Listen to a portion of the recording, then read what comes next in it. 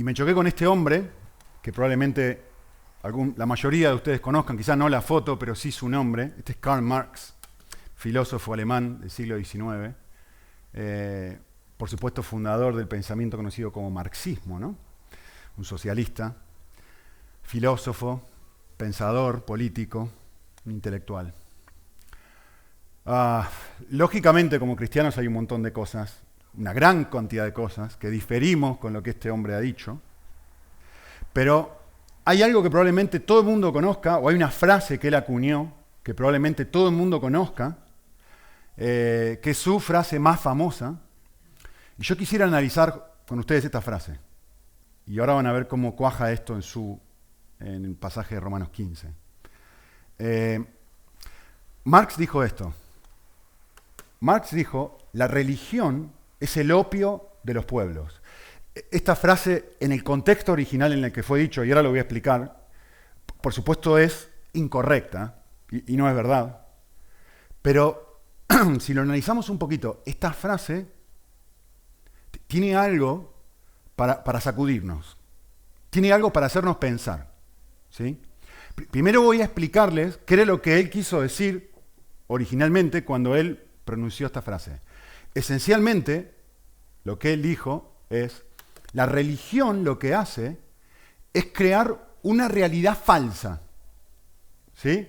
Tú vives aquí, en este mundo, y la religión lo que te convence es que hay otro mundo, inexistente obviamente, que lo que hace es, te hace pensar a ti en ese mundo inexistente, y como tú tienes la esperanza de que en ese mundo inexistente todo va a ser bonito, bueno, y Dios va a enjugar todas tus lágrimas, y todo lo que dice el libro de Apocalipsis, etc., eso hace que tú te distraigas de tu situación actual, en tu mundo, en el que tú vives, y te libres de todos tus problemas, esencialmente, te puedas distraer de eso, con lo cual los grandes poderes, la religión, los políticos, utilizan esto como si fuese una droga y te inyectan esta clase de mentiras para que tú no te rebeles contra el status quo porque estás soñando un mundo mejor, entonces este mundo no te importa.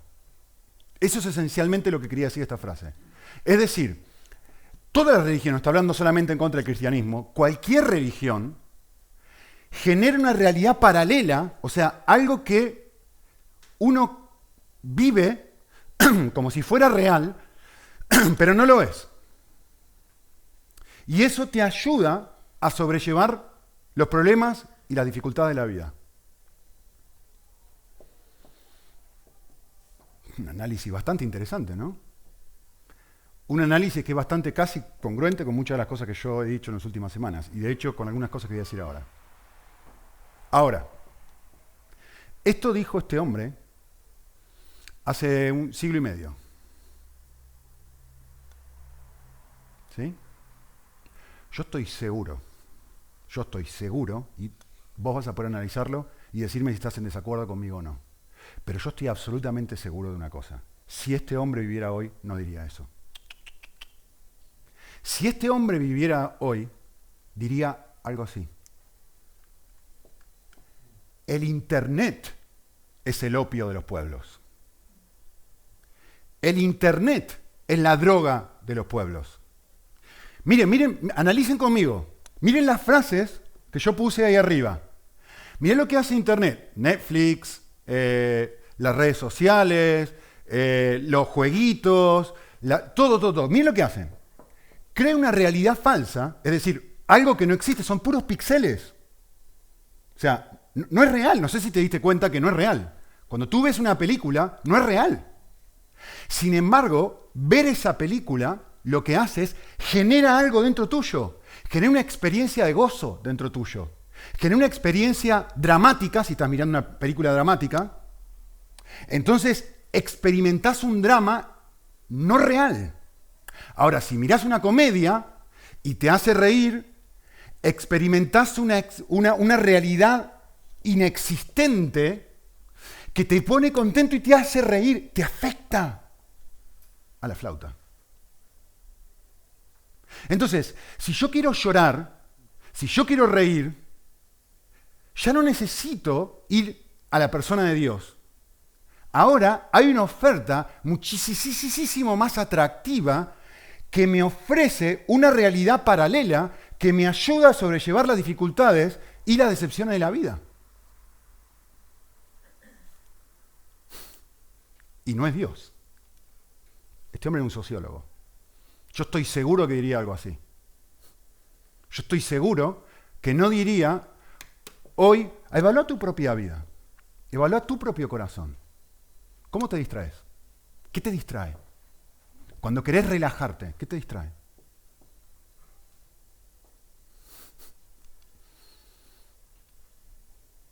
Cuando querés reír, ¿dónde vas? Cuando querés encontrar gozo, alegría, satisfacción, plenitud, ¿dónde vas?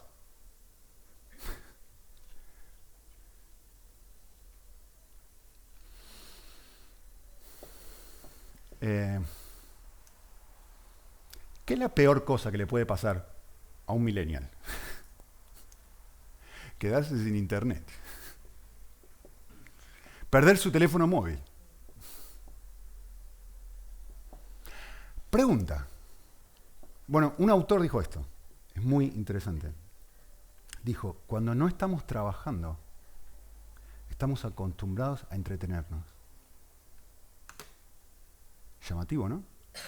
Es decir, hay dos grandes momentos en mi vida. Hay un momento donde estoy trabajando, y mi cabeza está centrada en el trabajo, y de un momento donde después del trabajo estoy agotadísimo, ¿y qué es lo próximo que hago?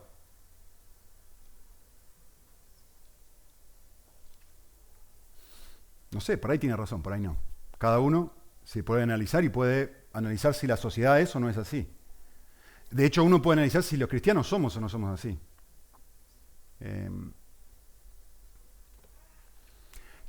¿Qué hacemos cuando no tenemos nada que hacer? ¿Qué es lo primero que haces cuando tenés un segundo o unos minutos de tiempo libre? ¿Qué haces? Busca tu móvil, busca tu teléfono móvil. Lo primero que haces es buscar tu teléfono móvil. Tú, yo, todos. Lo primero que hacemos es saltar a un mundo irreal, al mundo de los píxeles, a ver qué nos puede vender en Facebook, en Twitter, en Instagram, en lo que sea que te guste, en YouTube. Lo primero que hace hoy un ser humano cuando no tiene nada que hacer es acudir a su teléfono. O a mí solamente me pasa esto. ¿Será realmente que hoy la religión es el opio? Opio era una droga, ¿no? Lo saben. ¿Es la droga de los pueblos? ¿O será que hay otra cosa que es la droga de los pueblos hoy?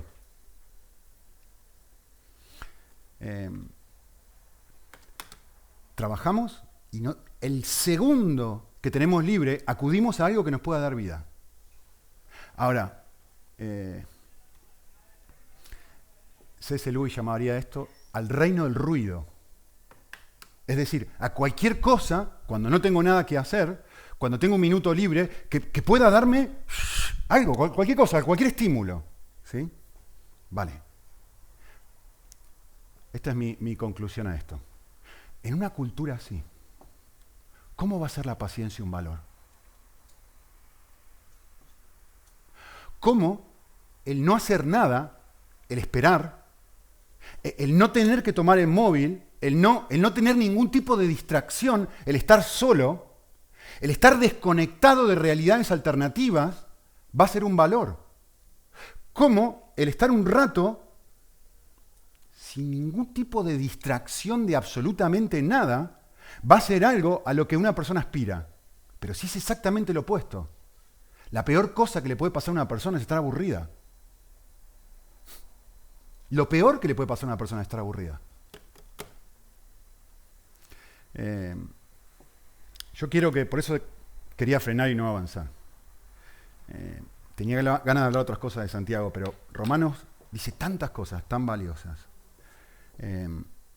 Hemos mirado versículos 1, 2 y 3 la semana pasada. Yo quisiera que miremos el versículo 4 un momento. Romanos 15, 4. Dice, porque todo lo que fue escrito en los tiempos pasados, para nuestra enseñanza se escribió, a fin de que por medio de la paciencia y del consuelo de las Escrituras tengamos esperanza. A ver, este texto está diciendo dos cosas, nos está informando de dos cosas muy, muy, muy valiosas. Los dos grandes medios que Dios usa para transformarnos son la paciencia y la Biblia.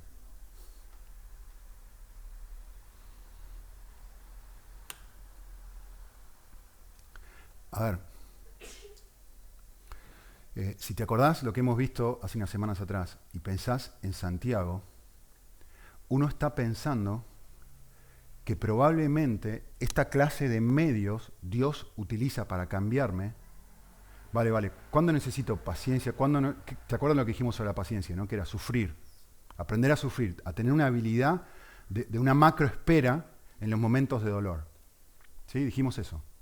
Y si uno lo piensa de una forma sin tener en cuenta el contexto, uno pensaría que estos son los medios que Dios utiliza en situaciones extremas. ¿Sí? Cuando analizamos Santiago, yo les dije esto: tened por sumo gozo, hermanos míos, el que os halléis en diversas pruebas, sabiendo que la prueba de vuestra fe produce paciencia. ¿Se acuerdan? Entonces uno piensa y dice, un momento, esta clase de funcionamiento de Dios, donde yo necesito acudir a Él, a las Escrituras, donde yo necesito ejercer fe y paciencia, evidentemente se trata de situaciones de dolor muy grandes. ¿Sí? Sin embargo, si pensamos y miramos este pasaje en el contexto, esos mismos medios son los que Dios utiliza en situaciones cotidianas. ¿Se acuerdan lo que habíamos dicho de Romanos 14? Que nos da el contexto de esto. ¿Qué era lo que pasaba en Romanos 14? Juan pensaba A, Pepe pensaba B y estaban discutiendo. ¿Se puede comer carne o tengo que ser vegetariano? ¿Se acuerdan lo que? En una diferencia de opinión, algo tan cotidiano como lo que tenemos todos los días nosotros, en el trabajo, en casa, con nuestra familia, con tus hermanos, con tu padre, con tu esposa, con tus hijos, en ese contexto, Pablo me está diciendo, Dios utiliza dos grandes medios. ¿Cuáles son los grandes medios? La paciencia y la Biblia para cambiarme. Ahora, qué bueno, Nico. Qué interesante, está ahí en el texto. Yo quiero que observen una palabra ahí, en el pasaje. Dice así. Final del versículo 4. A fin de que, por medio de la paciencia y del consuelo de las Escrituras. ¿Qué dice esa palabra y? Es un conector. ¿Qué hace el conector y en este pasaje? Lo que la palabra indica. Conecta dos ideas. Esta con esta y las iguala. Juan y Pepe se comieron la tarta. ¿Quiénes se comieron la tarta? Este y este. ¿Este? No. Este y este, los dos, los iguala. ¿Sí? ¿No te parece extraño? ¿No te parece extraño que la misma Biblia iguale a la Biblia a la paciencia?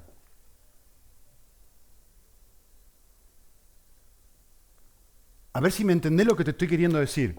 Dios está diciendo que, ¿qué cosas utiliza Él para cambiarme? Esto. Pero el texto está diciendo, hay algo que está en igual nivel de herramienta que yo utilizo para transformar tu vida. Todo el mundo diría, ¿qué uso? La Biblia. Sí, amén, sí, perfecto. Dios utiliza la Biblia. Pero el texto me está diciendo, no yo, el texto, lo estoy igualando y está diciendo, ¿sabés cómo Dios utiliza la Biblia? También utiliza todas y cada una de las experiencias cotidianas y extremas de tu vida para hacer eso. Es más, voy a ser un poquito más herético incluso, lo que estoy diciendo. En el pasaje, ¿qué va primero? ¿Qué pone primero en el texto?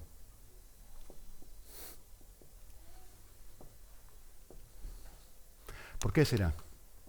Porque quizá no necesito más Biblia. Como alguien dijo una vez, a mí no me importa tanto, no estoy preocupado por las cosas de la Biblia que no puedo entender. Estoy preocupado por las cosas de la Biblia que entiendo y me cuestan poner en práctica.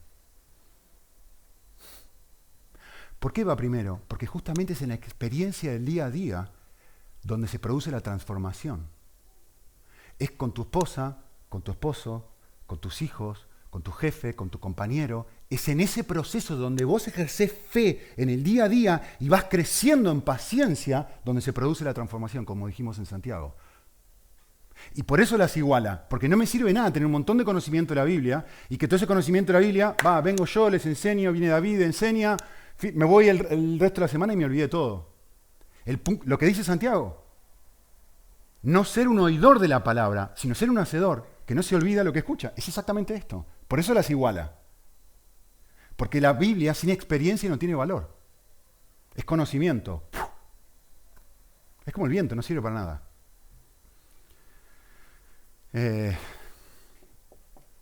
Es extremadamente llamativo. Miren qué contracultural que es. Que justamente todo lo que el mundo desprecia, perder tiempo, es justo lo que Dios aprecia y usa como ninguna otra cosa en tu vida excepto la Biblia, que están a la par. Muy interesante. ¿Por qué, Señor, estoy esperando tanto tiempo? ¿Por qué? ¿Por qué tanto tiempo para? ¿Por qué tanto tiempo para? ¿Por qué no cambiaste la situación? Piensa en Habacuc. Señor, ¿hasta cuándo? ¿Hasta cuándo voy a tener que mirar esta situación horrible que tengo que mirar, donde el pueblo de Israel está desobedeciendo, etcétera, etcétera? ¿Hasta cuándo, Señor? ¿Por qué? Bueno, aquí tenés la respuesta.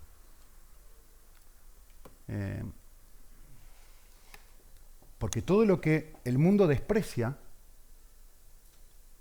tiempo perdido, es algo que en Cristo yo aprendo, sabiendo, hermanos míos, que la prueba, sabiendo, yo puedo reciclar y comenzar a interiorizar todas esas experiencias de ¿por qué no cambia mi esposa?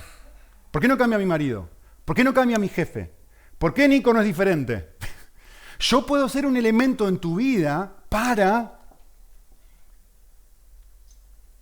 ejercer paciencia.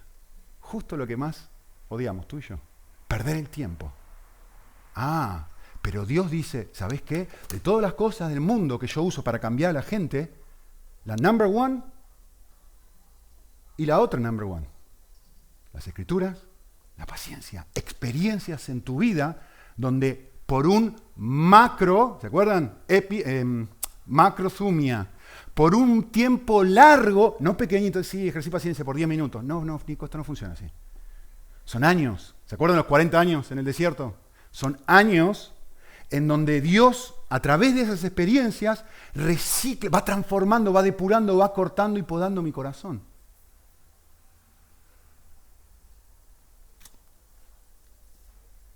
Así que necesitamos aprender a reciclar nuestros múltiples y multiformes momentos de espera. Y elegí estas dos palabras a propósito. ¿Sí? Que hay un montón y vienen de distintas formas.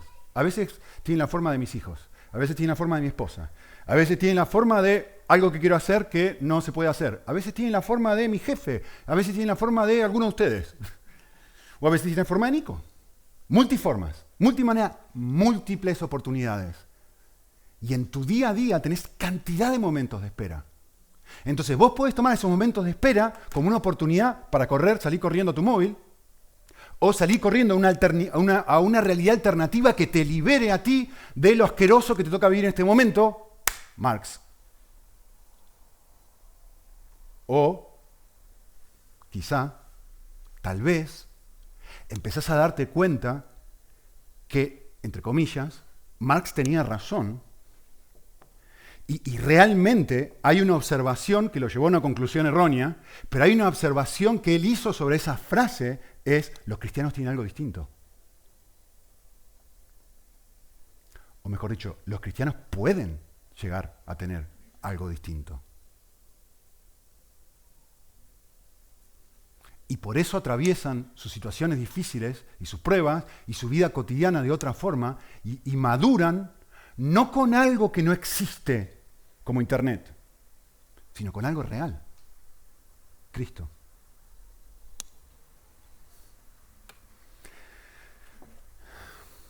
Pensemos juntos. ¿Qué pasaría en mi vida espiritual si yo comienzo a utilizar esos momentos de vacío donde no tengo nada para hacer, para pensar, para pavear en el móvil? ¿Qué pasaría si yo utilizo esos momentos para conectarme de nuevo con Cristo?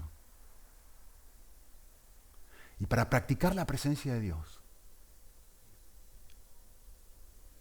¿Qué pensás? ¿Cambiaría tu vida? ¿Sería diferente? ¿La forma en la que después de esa experiencia tratarías a la persona que te hace esperar? Porque normalmente es una persona la que te hace esperar. Un funcionario, ¿no? La computadora, una situación, un compañero, tu familia. Y si realmente yo aprovecho esa experiencia para conectarme de una forma más profunda con el Señor, ¿cómo volvería yo después a tratar a esa persona? ¿Me daría paciencia eso? ¿Me ayudaría a mirar a la persona con compasión y no con condenación? No sé, podemos probarlo, ¿no? Y si aprovecho mi momento de no tener nada para hacer, para servir y ayudar a alguien, y no salir disparando a la droga, de lo que sea tu droga, a tu opio.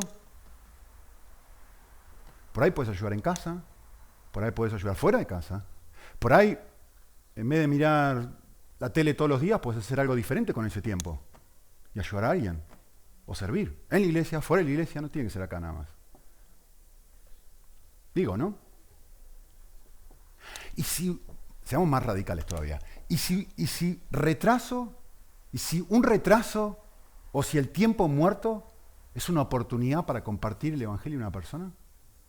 Hace un par de años atrás, cuando viajé a Argentina, y cuando estaba en el avión, había tanta neblina en Buenos Aires que el avión empezó a dar vueltas y vueltas y vueltas. Y finalmente no pudimos aterrizar en Argentina, tuvimos que aterrizar en Montevideo. Yo no sé si saben esto, pero los pilotos y azafatas y tal tienen un periodo de tiempo limitado que no puede exceder, no me acuerdo cuánto es, serán 16 horas, suponte, de vuelo. En el 16001 no tienen que soltar todo y dejarlo, porque legalmente no pueden hacer más nada. ¿Sí? Entonces tienen que ser reemplazados por otro grupo que viene y hace ese trabajo. Cuestión que cuando nosotros dimos vueltas y vueltas y vueltas, después de estar 14 horas en el avión, vueltas y vueltas y vueltas en Buenos Aires, no se iba la neblina, nos tuvieron que dirigir hacia Montevideo, que está enfrente de Buenos Aires. Uno puede ir en barco y llegás en nada. Así como tipo aquí enfrente a Marruecos. Muy, muy, muy cerquita. En avión son nada, 10 minutos. Aterrizamos en Montevideo y nos quedamos ahí varados 14 horas. El único día que yo tenía para estar con mi familia. No me olvido más. Había planeado todo el viaje para llegar a la mañana, estar con mi familia y después salir a Rosario a hacer unas conferencias y volver a España. Así que era el único momento que yo tenía para estar con mi familia, esas 14 horas. Y me acuerdo, definitivamente no era yo. Yo les dije, la paciencia no es mi fortaleza. Pero cuando empezaron a hacer así, nos pusimos a conversar con la persona que tenía al lado. Un hombre que tenía al lado. Y me puse a conversar con él. Y hablamos, y hablamos, y hablamos. Y finalmente cuando aterrizamos dije, vale, si tenemos que quedarnos aquí 14 horas, vamos a reciclar este tiempo. Y lo invité a comer, nos sentamos juntos, comimos juntos y compartí el Evangelio con esta persona. Yo no recuerdo 14 horas más felices en mi vida que esa. Podía haber estado, el yo natural sin Cristo estaría tremendamente envenenado de decir, pero viajé 14.000 kilómetros para estar con mi familia, el único momento donde puedo estar con mi familia y no puedo. O sea, ven como tenés dos lentes para mirar esto. El lente impaciente, demandante, exigente que quiere, o el lente que en Cristo dice, aquí hay una oportunidad para crecer, para madurar, para hablar de mí a otros. Fue buenísimo ese tiempo que pasamos juntos.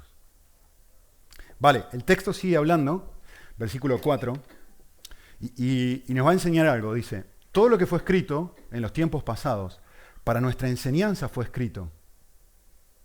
¿A fin de qué? Y dice estas dos cosas que hemos hablado.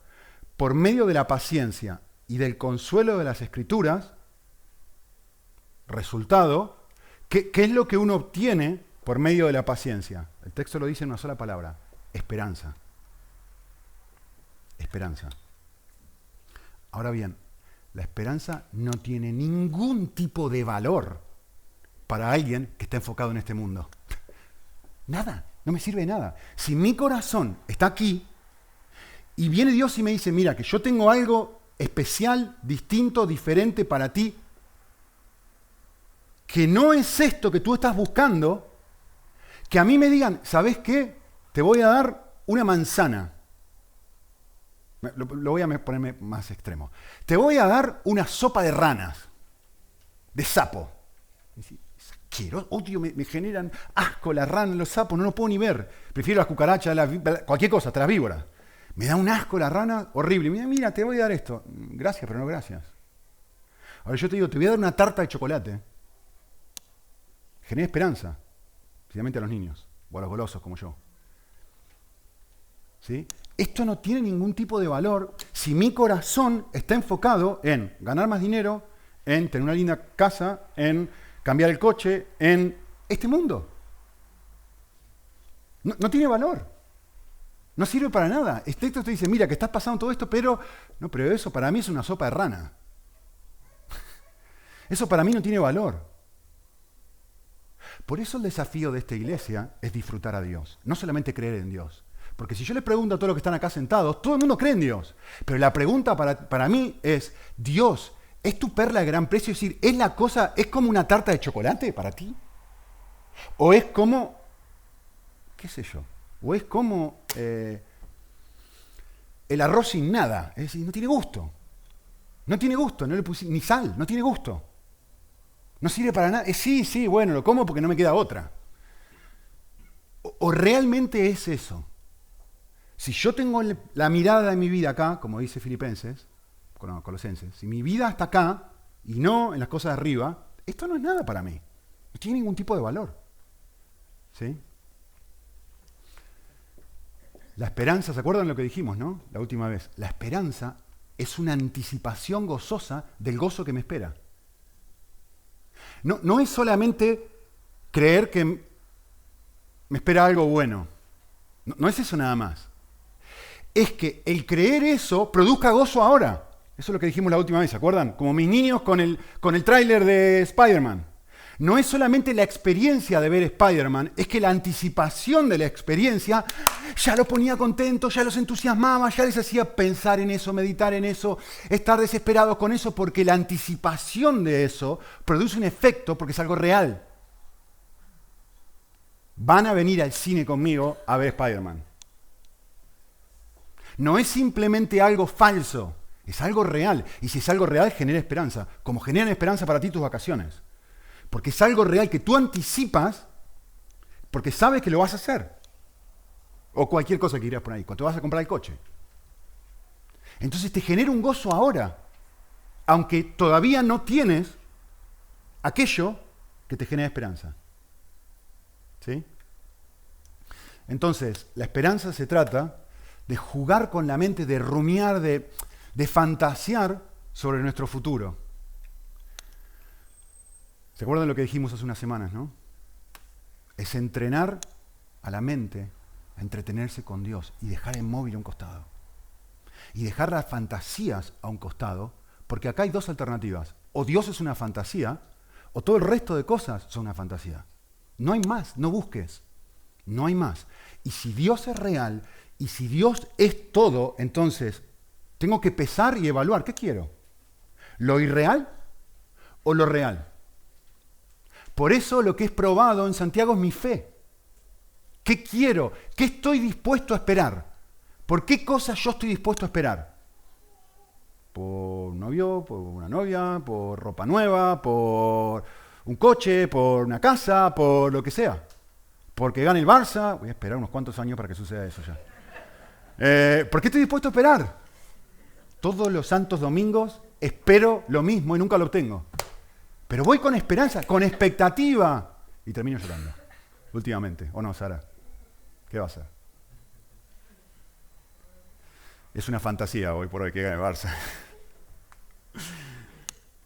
¿Se dan cuenta? Es empezar a ver que la realidad de Dios toque tu día a día, que se transforme en algo real. Marx diría que Cristo sea tu opio. Porque la religión es el opio de los pueblos. Pero Marx estaba equivocado en el sentido de decir, esto no te transforma en alguien dominable. Porque era lo que él decía, dale religión a la gente, entonces los gobernantes pueden hacer lo que quieran contigo. Total, tú estás pensando en otro mundo. No, lo que hace la religión, lo que hace Cristo es justamente lo opuesto. Lo que Cristo hace es, al estar conectado con lo real, dejás de pedirle al mundo que te dé algo que el mundo no te puede dar y por primera vez sos libre. Y podés ir al mundo, no con una tacita diciéndole al mundo, lléname, lléname, lléname, lléname, lléname. Vas al mundo lleno y por primera vez empezás a dar. Empezás a preocuparte por la gente que no tiene, empezás a tener amor por las personas, empezás a involucrarte, ensuciarte las manos con las necesidades de otros. ¿Por qué? Porque estás lleno de amor. Porque Cristo no es una fantasía. Es el Dios del universo que es capaz de llenar tu corazón. Y ahora ¿sabés qué haces con tu dinero? En vez de comprarte una casa nueva, en vez de algo que... No, ahora de repente... A ver, ¿cómo lo puedo usar? Para bendecir a otros. Y justamente para bendecir a este mundo. Por eso Marx está equivocado. ¿Cómo puedo usarlo? No en aumentar mi mundo de fantasía, sino involucrarme en la realidad de un mundo caído, donde yo ahora digo, yo quiero servir, yo tengo ganas de dar a otros, yo quiero involucrarme con los que tienen menos. Yo quiero soltar la estupidez de estar todo el día enganchado al móvil, todo el día enganchado al internet, a lo que sea que te enganche, da igual. Y decir, me voy a ensuciar las manos. ¿Pero por qué? Porque el gran mandato de Dios es, me amarás a mí, y no me amarás a mí, punto. Me amarás a mí, me amarás a tu prójimo, como a ti mismo. Y esta realidad de sentirte amado por Dios te motiva a amar a otros de una forma que te conecta con otros. Te conecta. Lejos de desconectarte, como Marx decía, lo que haces es exactamente al revés. Nunca antes has estado tan sensible al mundo de dolor que te rodea y decís, me quiero involucrar, ¿qué puedo hacer? Es justo lo opuesto a lo que Marx decía. Él tenía razón, la religión es un opio. Cristo no. Porque Cristo no es religión, es realidad. ¿O no? No sé, yo hablo por mí. ¿Y para ti? Bueno, no me digas lo que crees, decime lo que se refleja en tu vida.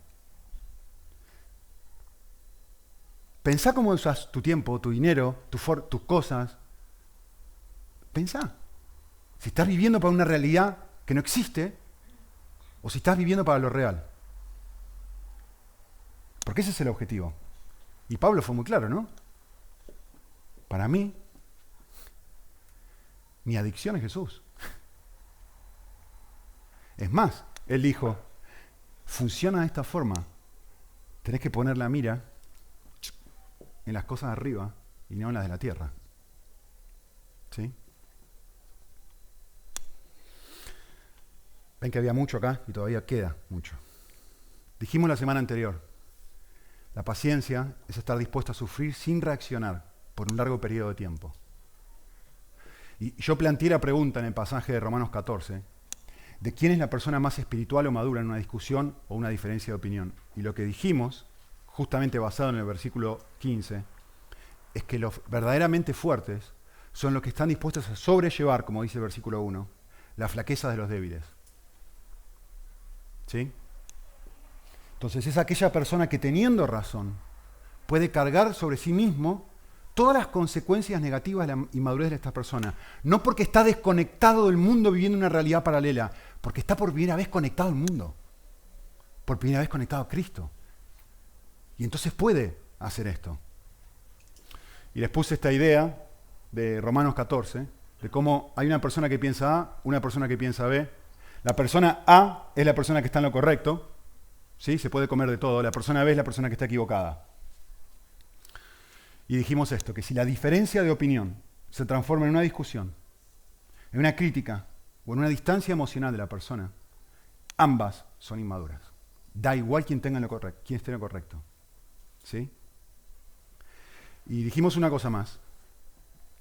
Yo les mostré cómo en Juan 15, Dios, el Padre, que la analogía lo presenta como un viñador, como alguien que trabaja en el campo, va observando sus plantas y dice, como si nosotros fuéramos plantitas, ¿no?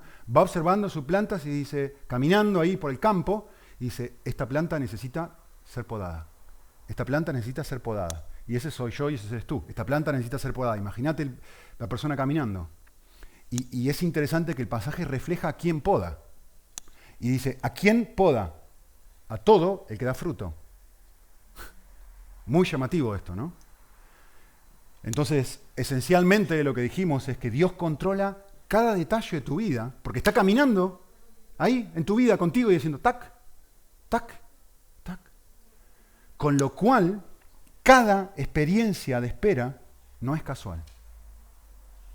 Es totalmente intencional de parte de Dios, el viñador, para generar algo que solo la experiencia que tú transites en Cristo, esa experiencia puede generar. La Biblia no puede generar eso. No la Biblia sola. La Biblia te ayuda a entender, a saber cómo Dios funciona, te conecta con Dios, pero es la experiencia de la Biblia la que genera esta realidad donde lo que yo sé de Dios y he aprendido de Dios ahora se encarna en mi vida. ¿Y cómo se encarna? Se encarna en situaciones en las que el viñador está controlando y dice, no, vamos a tocar esto aquí, ¿eh? Y va moviendo cosas y va removiendo oportunidades para que tú te quedes ahí y estás diciendo, pero ¿por qué? ¿Por qué? ¿Por qué? ¿Por qué? ¿Por qué? ¿Por qué él le ha dado sí, yo no? ¿Por qué él le ha dado sí, yo no? ¿Por qué? ¿Por qué? Y el viñador haciendo eso a propósito, por amor.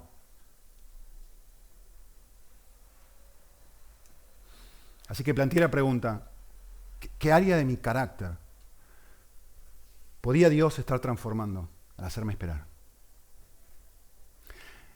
Escuchen esto, este fue Paul Tripp, dijo esto, está muy bueno. Dijo, desde la perspectiva del Evangelio, la espera nunca es solo para obtener lo que he estado esperando, sino que, más importante aún, es sobre los buenos cambios en ti que Dios produce a través de esa espera. Muy llamativo. Totalmente en congruencia con lo que estamos hablando. Tengo un par de cosas más para mostrarles antes de terminar. Miren el versículo 5. Y si ustedes lo leen, se van a dar cuenta que Pablo va a hacer en su escritura, ahora va a hacer una oración. Miren, y que el Dios de la paciencia y del consuelo os conceda tener el mismo sentir unos para otros conforme a Cristo Jesús. ¿Se dan cuenta que es una oración? O sea, primero está diciendo esto. Lo vimos en Santiago. Acá hay una persona inmadura. Aquí está la persona madura. Y Pablo nos acaba de explicar las pruebas de la paciencia, ¿no? Como decía Santiago, ¿se acuerdan? La prueba de nuestra fe produce paciencia y al caminar o al quedarme en la roca de la paciencia por un gran periodo de tiempo, por un macro periodo de tiempo, termino transformándome en una persona madura. ¿Sí? Y es interesante, me encanta cómo el pasaje muestra esta tensión entre lo humano y lo divino. Porque Pablo me acaba de decir, mira, esto funciona así. Y sin embargo, en el versículo 5, lo próximo que hace es involucrar a Dios. Y va a decir, sí, tú necesitas paciencia, pero esto no es algo que tú puedes producir. Esto es algo que el Dios de la paciencia y del consuelo os debe conceder. Y hay una dinámica donde no es lo humano lo que produce el cambio. Voy a aguantar, morderme la lengua, morderme la boca y ser un estoico y bancarme las situaciones de dolor, sino es el entender que hay una actitud de dependencia de parte de la persona de Dios en oración donde yo me conecto con Él y oro para que Él me permita pasar esas experiencias de la manera que Él quiere que las pase. Cerquita. Así que Tengo una pregunta más y una última cosa para decirles. ¿Qué es glorificar a Dios en este contexto? Versículo 6. Para que unánimes a una voz glorifiquéis al Dios y Padre de nuestro Señor Jesucristo. ¿Por qué el texto termina así? ¿Qué es glorificar a Dios? Glorificar a Dios es cantar canciones bonitas. ¿En serio? ¿Es lo que dice este pasaje? Voy a leerlo todo para que no lo diga yo, sino que lo diga el texto. Y el Dios de la paciencia y del consuelo os conceda, miren esto, que Dios haga algo en ustedes.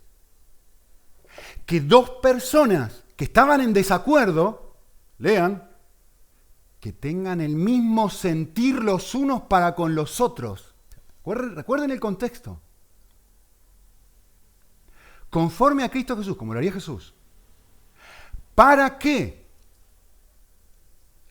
Todos en una sola voz, es decir, antes pensaba A, ahora pienso B. No. Pero ahora, producto de esta paciencia, llegamos al punto donde nuestra relación es una sola voz. Mira. ¿Para qué, unánimes en una sola voz, glorificáis al Padre que está en los cielos? ¿Qué es glorificar a Dios en este contexto? Es un grupo enorme de personas que están ejerciendo paciencia. Es todos nosotros en casa, con nuestra esposa, con nuestro esposo, llegando al punto donde él piensa A, ella piensa B. Los dos comprenden que deben crecer en paciencia. Los dos comprenden que es una situación a propósito que Dios está poniendo para probarlos y ayudarlos a madurar y que esto es un valor enorme para su propia vida espiritual y para Dios, que llegan a esto. Y cuando dos parejas de la iglesia llegan a esto, y cuando otras dos parejas de la iglesia llegan a esto, y cuando otras dos parejas de la iglesia llegan a esto, y cuando otras dos parejas de la iglesia llegan a esto, y cuando dos hermanos dentro de la iglesia llegan a esto, y cuando dos amigos de la iglesia que no se llevan bien, o que uno piensa A y el otro piensa B, llega a esto, es lo que está diciendo el texto, para que en un mismo sentir unos para con otros, lleguen al punto de que ahora los dos entendemos, las dos personas que tenían una diferencia, aquí no está diciendo fuera de la iglesia, está diciendo aquí, cuando todos llegamos a esta clase de madurez, lo que sucede es Dios dice, esto es increíble, eso me da gloria. Eso me da gloria. Eso me da gloria. No que cantes una canción, eso me da gloria.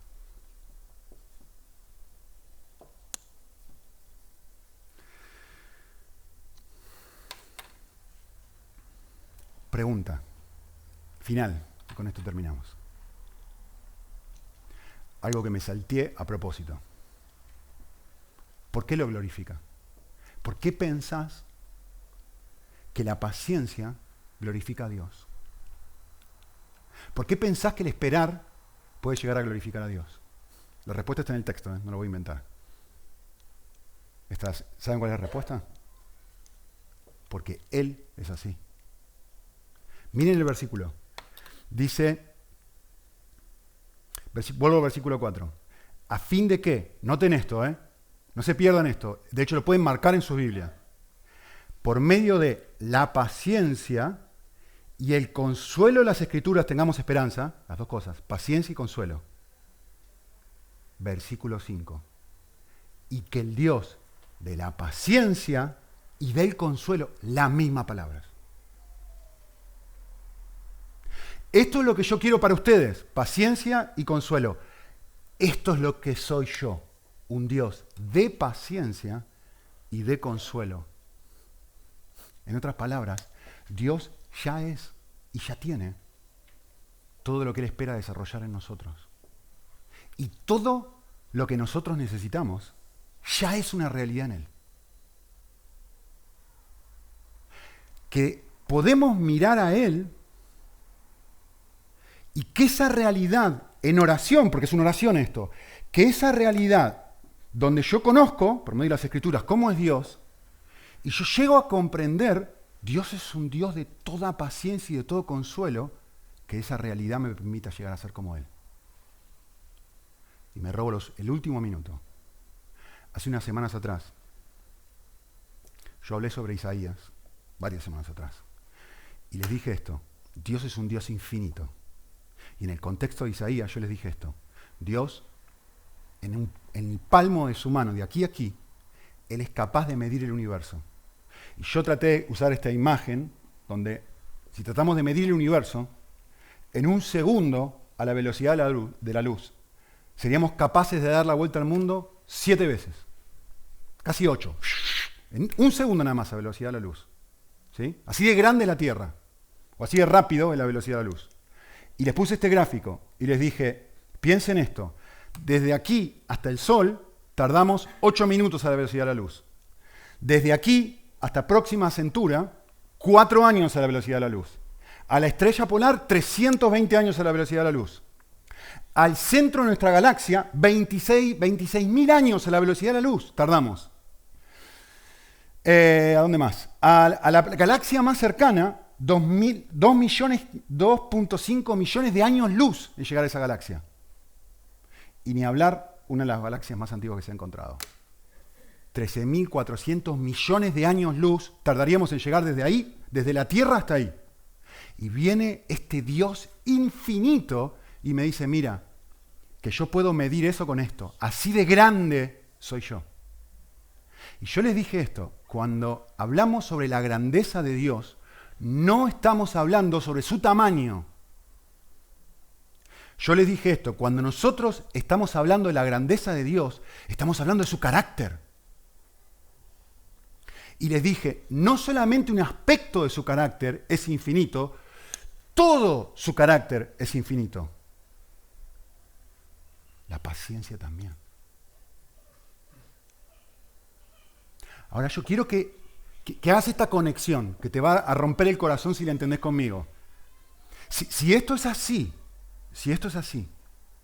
yo quiero que pienses esto. No tengo tiempo de poner en la pantalla, pero 1 Pedro dice, Cristo estaba preparado desde antes de la fundación del mundo para ser entregado por todos nosotros, por nuestro egoísmo, por nuestro orgullo, por nuestro no llevarnos bien, por nuestro no ser pacientes.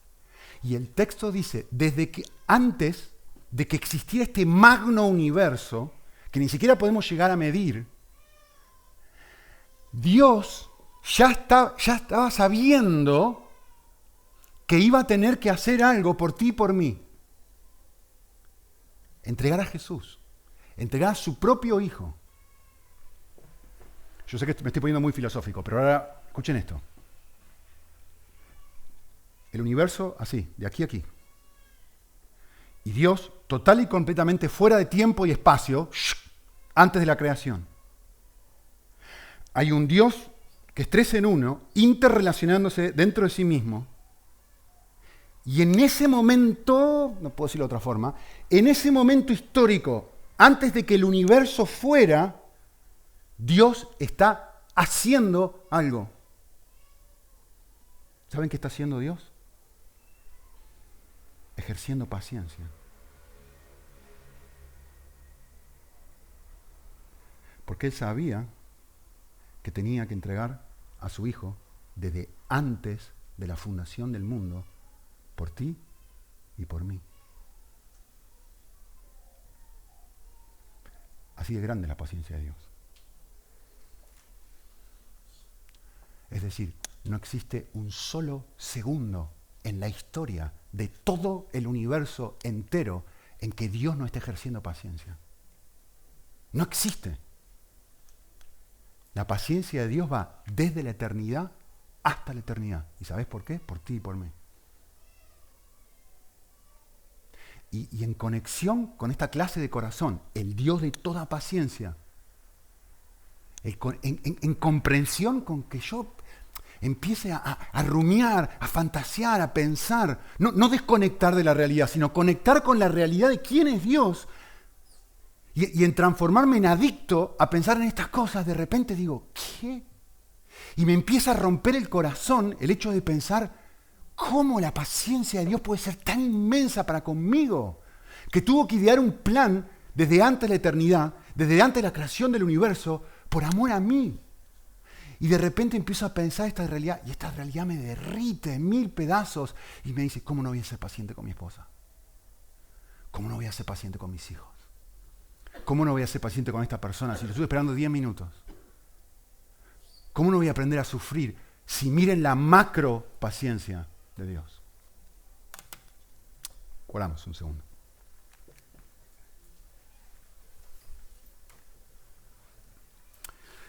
Es que no tenemos idea, Señor, no nos entra en el cerebro, como dice Pablo, cosas que ojo no oyó ni oído, cosas que ojo no vio ni oído yo. Son las cosas que tienes tú preparado para las personas que realmente quieren, al fin y al cabo. Los que quieren amarte. Los que eligen decirle no al mundo de los píxeles y decirle decirte sí a ti. Los que te entregan tu corazón, su corazón. Padre, ayúdanos a ser muchísimo más sensibles a todas las realidades espirituales, que no son fantasías, que son reales, que traen verdadero consuelo, que generan nuevas personas completamente diferentes, libres del mundo, para poder servir al mundo y actuar en el mundo. Ayúdanos a generar esta clase de cosas en nuestro corazón, Señor. Abrí nuestros ojos para poder disfrutar de tu paciencia. No simplemente creer que eres un Dios paciente, sino disfrutar en plenitud esta realidad, para que nos transforme en la clase de personas que jamás seríamos de otra forma. Te lo pedimos en Cristo Jesús. Amén.